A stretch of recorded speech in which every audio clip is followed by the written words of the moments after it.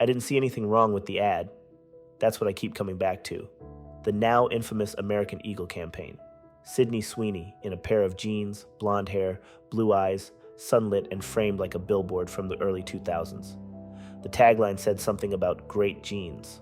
Or maybe it was great genes, depending on who you ask. Either way, it sparked an immediate firestorm. Online outrage lit up with accusations. Racist, white supremacist, Aryan-coded. Commentators pulled up old language about eugenics, purity, and beauty standards. But when I saw it, I saw a pretty white girl in jeans. That's it. Nothing more. And I've been asking myself why that was my reaction. Maybe it's because, for most of my life, whiteness in media wasn't seen as political. It was just normal. It was so ingrained, so constant, that it didn't raise questions. And maybe it's also because I've dated white women, been surrounded by that aesthetic, and never had to interpret it as threatening. That doesn't make the criticism wrong, but it does make me reflect on what I see, what I've internalized, and what changed in how we interpret images like this. There was a time when whiteness didn't need to explain itself. You could be blonde, blue-eyed, and on a billboard, and no one would ask why. But that was during an era when the country was over 80% white. Statistically, it reflected the population. It wasn't inclusive, but it wasn't surprising. It was a mirror of who held the most space demographically. That doesn't mean it was fair, and it sure doesn't mean it wasn't biased. But if you were looking at it by the numbers, it made a certain kind of sense. In 1970, white Americans made up nearly 88% of the population. Black Americans were around 11%. Asians didn't even register above 1%. Latinos, despite being present, weren't counted as a separate demographic. So when the media was white, the leadership was white, the magazine covers were white, it wasn't challenged. It was simply reflective of a world built in a certain image. But what happens when the numbers shift? What happens when representation starts to catch up? Not just demographically, but intentionally. Suddenly, everyone starts noticing who's on the cover. Who gets the campaign? Who gets to represent all of us? And then you feel it, the pendulum swinging. I remember the years right after George Floyd, the cultural floodgates opened, corporations rebranded overnight. Every photo shoot had to include every shade of brown, every body type, every flag. It wasn't always sincere, but it was loud. It was meant to correct history. But then, just as quickly, you could feel the air shift again. People started grumbling. Politicians started legislating. Executives stopped returning DEI calls. The pendulum, once heavy with justice, began swinging back toward comfort. That ad was a spark, not because it was overtly offensive, but because it reminded people that whiteness doesn't go away.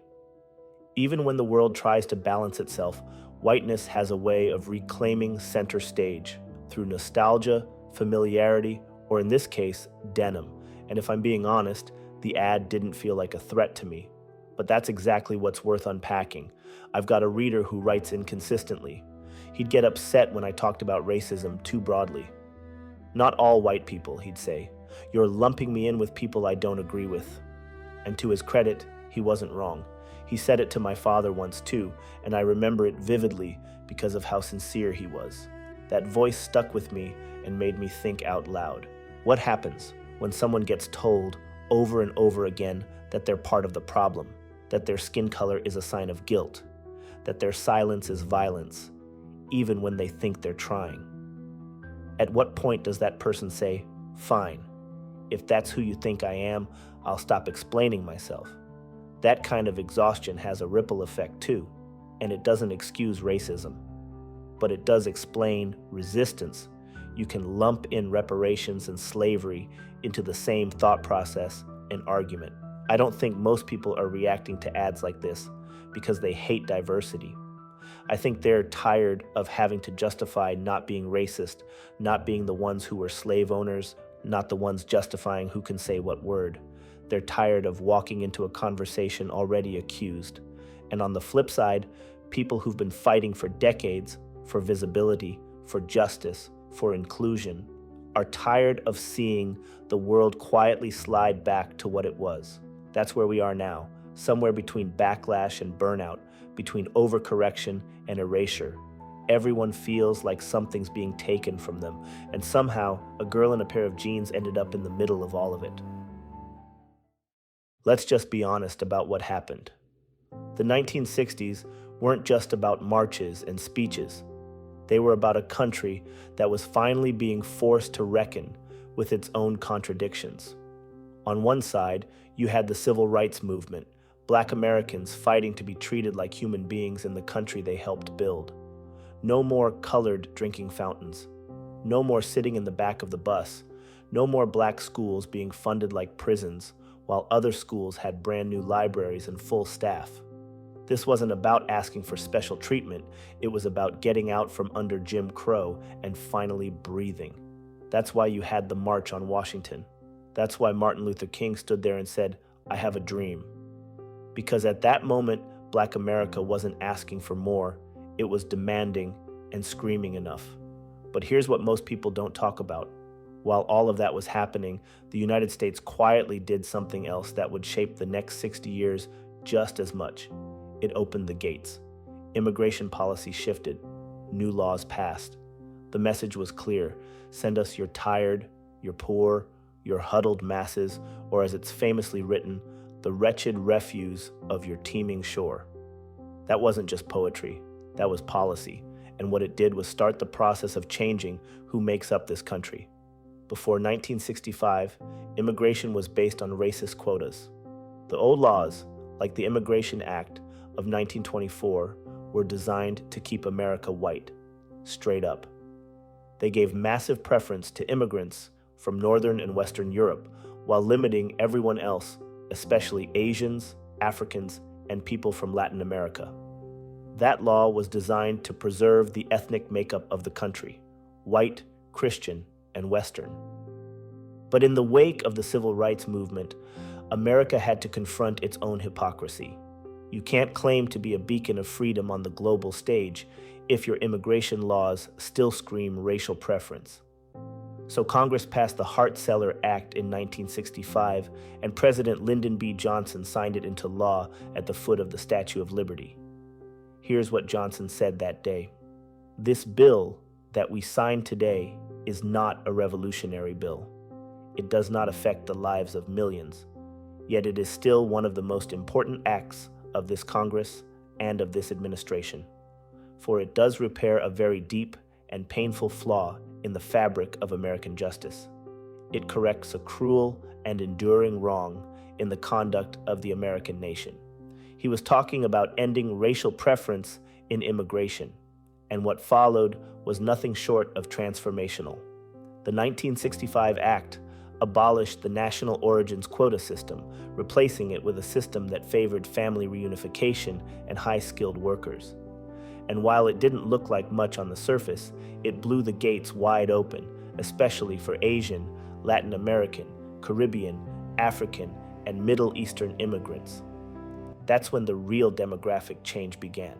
So while the civil rights movement was demanding dignity and equality for Black Americans, the Immigration and Nationality Act of 1965 was reshaping who could call themselves American next. And that's the setup. The Statue of Liberty's poem gave it the poetic face, but Hart-Celler made it law. That's the moment where America went from majority white Christian European to multicultural, multilingual, and racially mixed.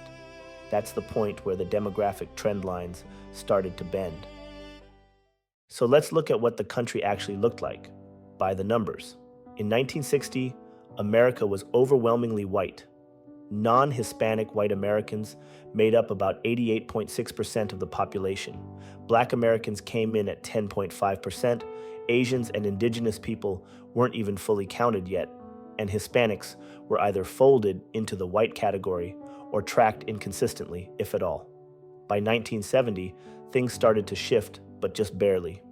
Whites dropped slightly to 87.5%.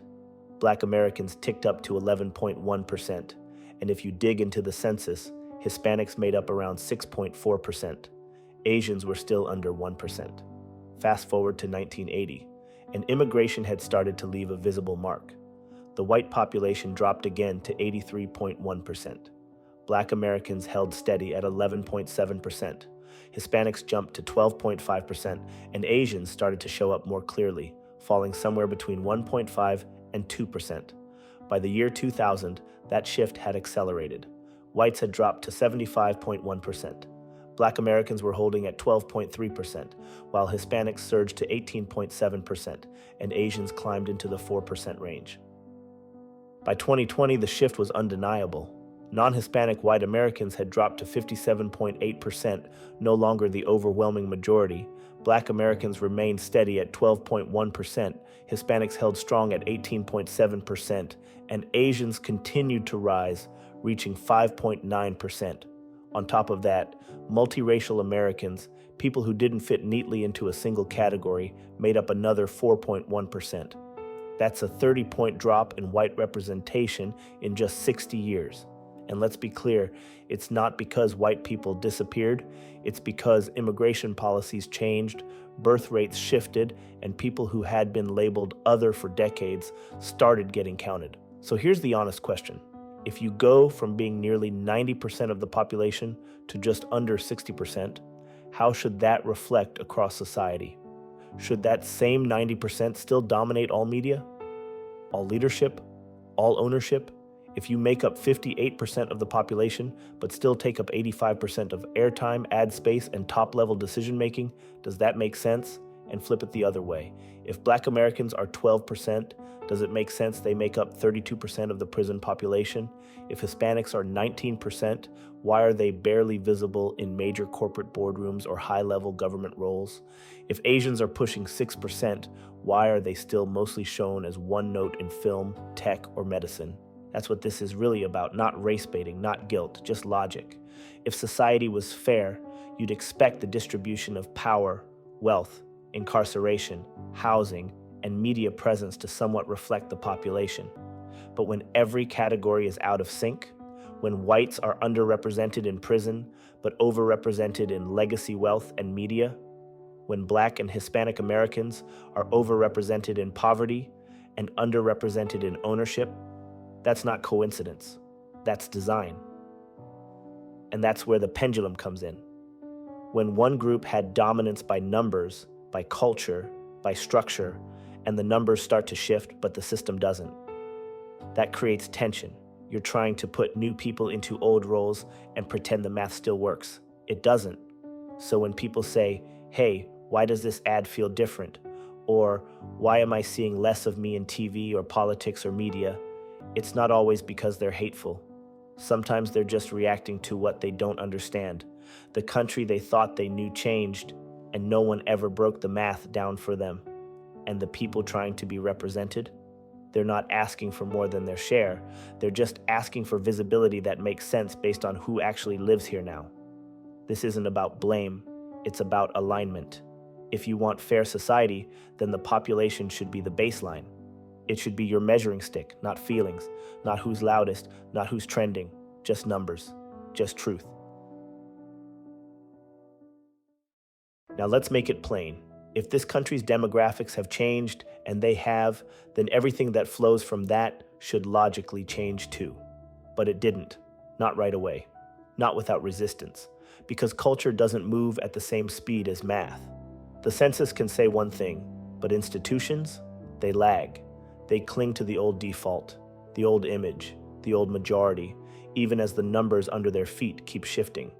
Look at advertising, look at media, look at home ownership, look at hiring, look at tech. For decades after the demographics started changing, the people on the screen, the people at the table, the people holding the pen, they didn't reflect that change. The system was built by a certain group, and it kept prioritizing that group even as the country changed around it. And here's the part nobody likes to say out loud. That wasn't accidental. That was design. Because power doesn't hand itself over just because the math changed. It has to be pushed. It has to be rebalanced. But once that push finally came, once movements got loud enough, visible enough, undeniable enough, it triggered something else. Backlash. Not just from racists or extremists, from regular-ass people who just weren't ready to have the mirror flipped on them. People who grew up thinking they were neutral, they were normal, they were America, and now the narrative was saying, you're just one part of it. That's a tough pill to swallow when you've never had to take it before. So what did they do? They started calling diversity wokeness, started saying inclusion was forced, started acting like being centered was their right, not a historical accident. And they clung to nostalgia like it was a life raft. Make America Great Again wasn't about policy. It was about imagery. It was about flipping the dial back to a time when everything on the screen looked like them, when the country didn't question who was allowed to be seen, to be powerful, to be heard. But let's put a spotlight on that logic. If white Americans are 57.8% of the country today and every other group is growing, then by what math should they still dominate 90% of the commercial, media, and financial space? If you say representation should match the country, then that's what equity is. Not more, not less, just reflection. If we're 12% Black, 18% Latino, nearly 6% Asian, over 4% mixed, and growing fast, then that should show up in what we see, how we're sold to, and who gets the attention. And this isn't about guilt. I'm not asking anyone to apologize for being white, just like I'm not apologizing for being Black. That's not what this is. This is about proportionality, about alignment, because if you're saying diversity feels threatening, then what you're really saying is visibility makes you feel replaced. And if visibility equals replacement in your brain, then you might need to ask yourself why you thought everything was supposed to be yours in the first place. We don't live in a country that's 88% white anymore. That's just a fact. It doesn't mean burn everything down. It doesn't mean erase anyone, but it does mean rethinking who we see, who gets the campaign, who's allowed to be normal, because that word normal has always been weaponized. Normal used to mean white, thin, straight, able-bodied, and anything else was niche, urban, foreign, diverse. Now, normal is complicated. It has an accent. It's multilingual. It comes with hijabs and braids and gender fluidity and wheelchairs and wrinkles and brown skin. And I get it, I really do. People don't want to walk into every conversation already labeled. That's the tension we're sitting in now, a kind of cultural exhaustion that isn't just political, it's personal. You've got white Americans who don't identify with racism, who weren't raised on hate, who never flew a Confederate flag or burned a cross, and yet they feel accused. They feel like no matter what they do, it's not enough, that the rules keep changing, that they're walking into every conversation already guilty, guilty of history, guilty of silence, guilty of not being woke enough, or not angry enough, or not apologetic enough. And for some of them, especially the ones who did vote for Obama, who did show up to marches, who did believe in change, the fatigue is real, and you can hear it in their voices. If diversity means constantly being blamed, what am I supposed to do with that? You hear it in school board meetings, in DEI retreats, in corporate halls, where people now whisper the very things they used to post online because the climate changed. Again, that's what people miss. We didn't just swing the pendulum forward after George Floyd. We also swung it back, quietly, subtly, subtractively. One reversed policy here, one quiet layoff there, one commercial featuring a blonde girl in jeans that sends a signal. It's okay, we're coming back to center now. But here's the catch. There is no center anymore, because both sides feel like the other side is taking too much. One group thinks they're losing the culture, the other thinks they never had a fair stake in it to begin with. And meanwhile, the institutions, they just want the noise to stop. So they do what institutions always do, retreat to safety, nostalgia, and whoever's least likely to call legal. This isn't about genes, it's about fatigue, from all directions. And that fatigue is breeding resentment, withdrawal, and, more dangerously, replacement. Because when people get tired of being told they're wrong, they don't always get better. Sometimes they just get quiet and wait. That's the part nobody wants to say out loud. But we're seeing it already. The swing back isn't loud. It's subtle. It's data-driven. It's happening in boardrooms and budgets, in hiring freezes and quietly dropped campaigns. In the reruns of Normal, we're being fed. And here's issue, nobody wants to admit it. Because if we admit it, we have to ask why. Why did so many people abandon the push for change so quickly? Why did the companies stop posting black squares? Why did the diverse and inclusive committees disband? Why did we start hearing DEI isn't effective right after it started getting real? That's the trick of identity in this country. It doesn't just tell you who you are, it tells other people who they think you're supposed to be. And right now, everybody feels misrepresented. A lot of white people aren't racist. They're not marching with tiki torches, they're not quoting replacement theory, they're not storming school boards, but they're still tired. Tired of feeling like every story on TV is trying to prove they're the villain. Tired of watching their traditions get relabeled as oppressive. Tired of being told that their success is unearned, their grandparents were complicit, and their silence is violence. So yeah, that Sydney Sweeney ad wasn't just about a girl in jeans. It hit a nerve, because it reminded people of an America where whiteness didn't have to explain itself and made others fear that we were heading back to it. And that's the edge we're standing on.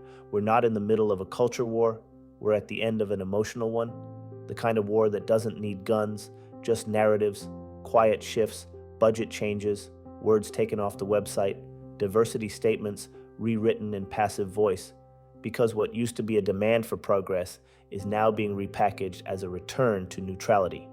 But neutrality isn't neutral when the foundation it defaults to is skewed. This isn't about blaming white people. It's not about giving black or brown or queer or immigrant a free pass either. It's about recognizing that when a society moves too fast, without anchoring the shift in truth and understanding, people get whiplash. And when they don't feel seen, they retreat. And when they retreat long enough, they start rewriting the rules from the shadows.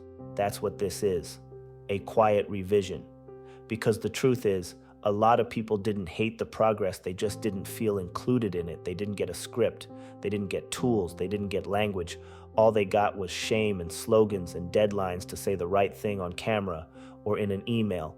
And when that became too much, they disengaged.